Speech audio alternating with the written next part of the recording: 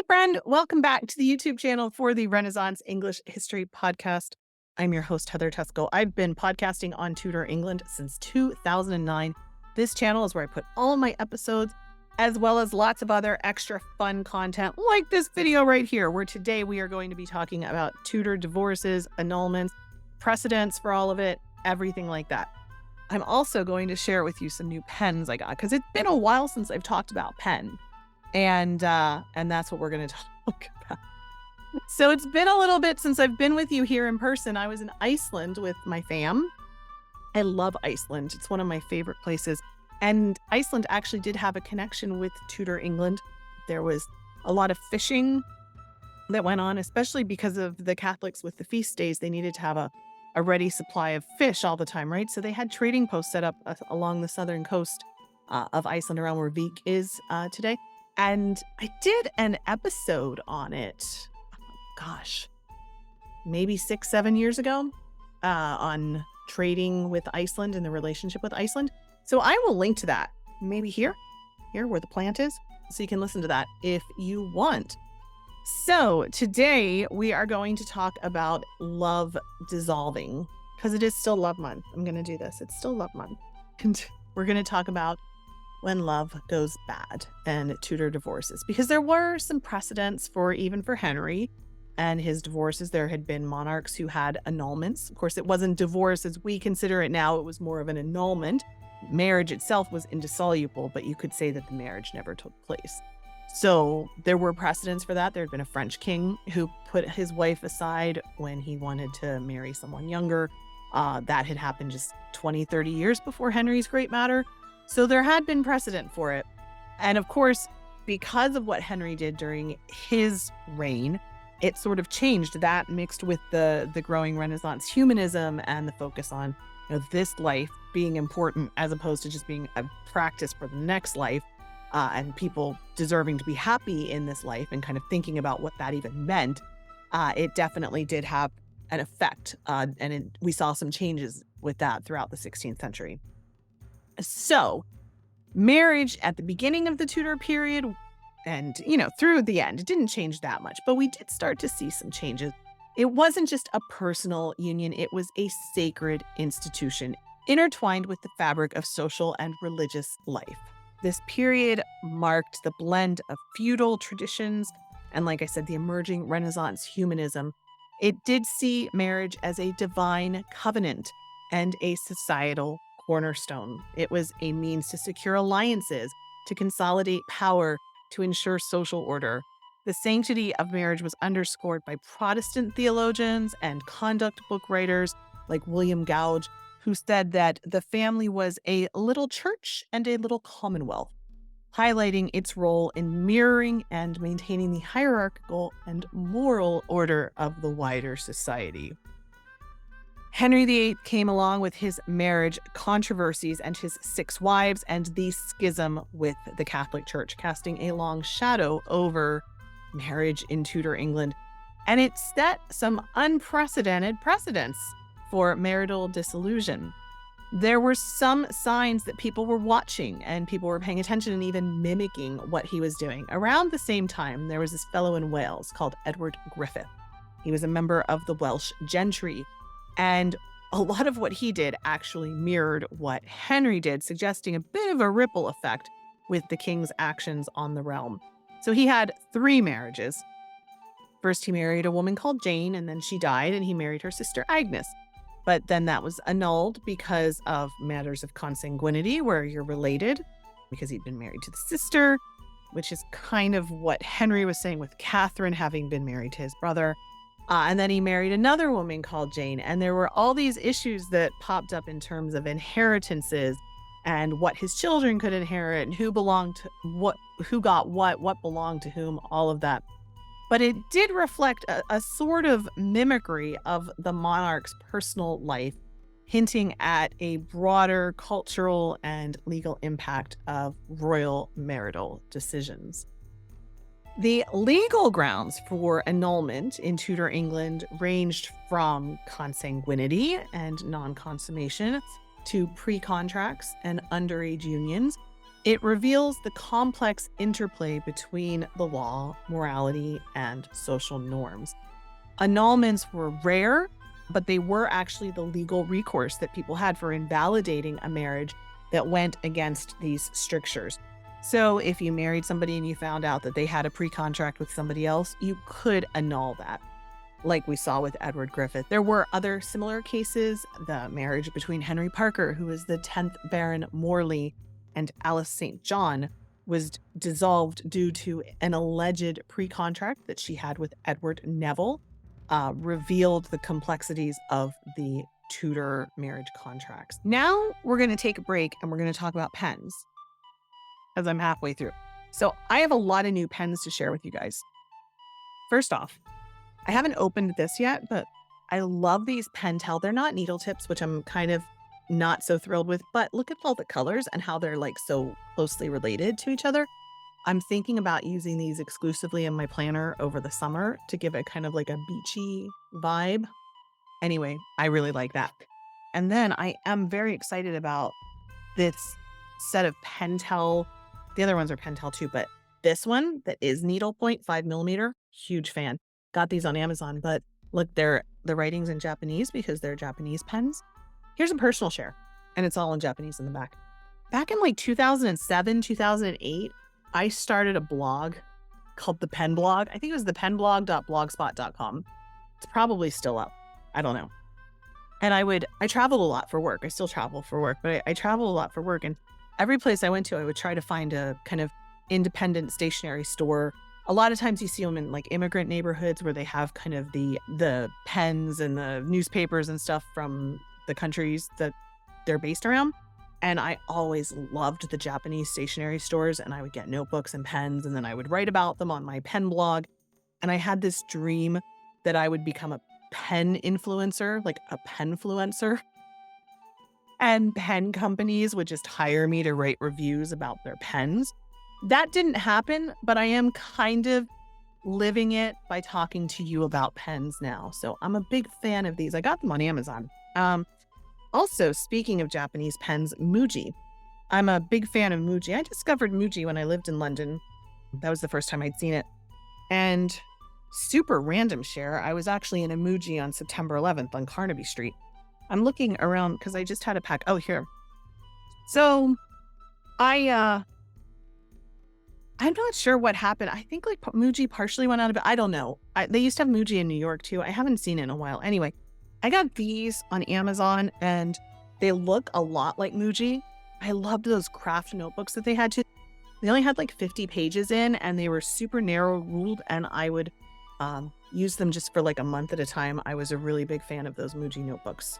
It makes me sad that they're not around anymore. Anyway, this is the set. It looks just like the Muji ones, and they're 0.38, super fine needlepoint.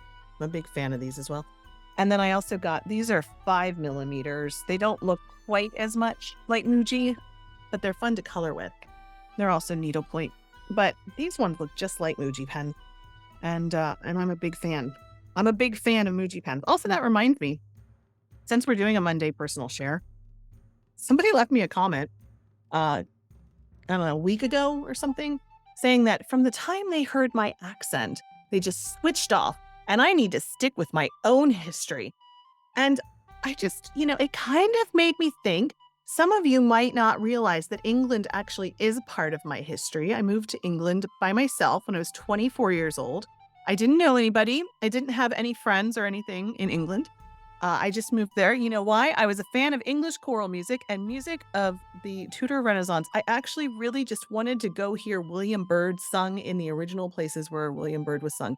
There was this thing, I don't know if it still exists. It was a BUNAC visa that you could go if you had been a student, and you could go and work for 6 months. And I was very lucky. The company I was working for at the time, I was in grad school and I also had a job, and I was living in Los Angeles. And the company I worked for had just been bought by a worldwide company. I was working for a headhunting firm. I was a researcher at a headhunting firm in Los Angeles, and they were bought by a big global firm that had offices all over the world. So I said, hey, can I go work in the London office? And they said, I don't know, let's see. And it was summer and they were getting ready to like hire summer interns and stuff like that. And so they hired me, and I worked off the Strand on John Adams Street, close to Villiers Street. It was lovely, really nice. And then I was able to stay on because I got other work, and I went to school there and everything too. So I stayed on for several years and lived in London. And I, sang William Byrd in Westminster Abbey at choral evensong. I started a choir, and we actually sang. Well, we sang at there's a church in Highgate. I forget what it's called. I don't know. It's the Village Church in Highgate. We performed there. And also is it called Tollington Park? Tollington Park? Is that it? There's a church there. It's a Catholic church though. And we performed there. And we performed there's a church in Chelsea that we performed at too. The choir that my friend and I started. So that was fun. So, if you are hearing the accent and you're thinking like, oh, this girl doesn't know anything about England. This girl, I call myself a girl. I'm close to 50. This person doesn't know anything about England. England is so much a part of my story. I moved there as a little 24-year-old who didn't know anything, just because I loved the Tudor music, and it became a really big part of my life. So England is a part of my story. So I just felt like I needed to respond to that. Normally, I don't feel like I need to respond to comments, especially about my accent. You guys get really offended. There's a lot of people who get really offended at an American talking about British history. I think it's quite funny. But there we are. And also, one other thing I forgot to mention in the opening is that it's the 15th anniversary of my podcast, which is amazing. Started this podcast in 2009 just as a fun thing. I wanted to learn how to podcast because I'd heard podcasts were new. And so that's fun. And I've got a lot planned this year. So, of course, there's going to be TudorCon. I'm having a birthday party outside Norwich at Brigitte Webster's old hall. And there's going to be cool online events. There's going to be all kinds of fun stuff happening throughout the year. So stay tuned for announcements about that. All right, sidebar over. Let's get back into it. How did you get your marriage annulled if you wanted to get your marriage annulled and you were living in Tudor England? Well, the church courts is where you would go. They played the pivotal role in adjudicating marital disputes, operating under a legal framework that intertwined religious doctrine with civil law. These courts wielded authority of the church. They were the primary venues for addressing grievances related to marriage, including requests for annulments and separations. You could get a divorce from bed and board.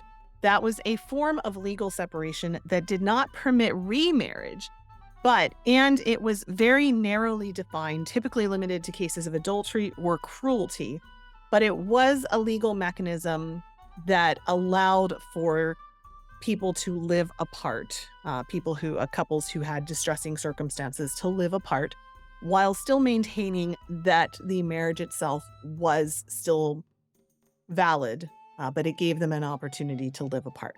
So that was what you would do if you were having issues related to your husband being cruel to you or committing adultery or something like that. You would get a divorce from bed and board.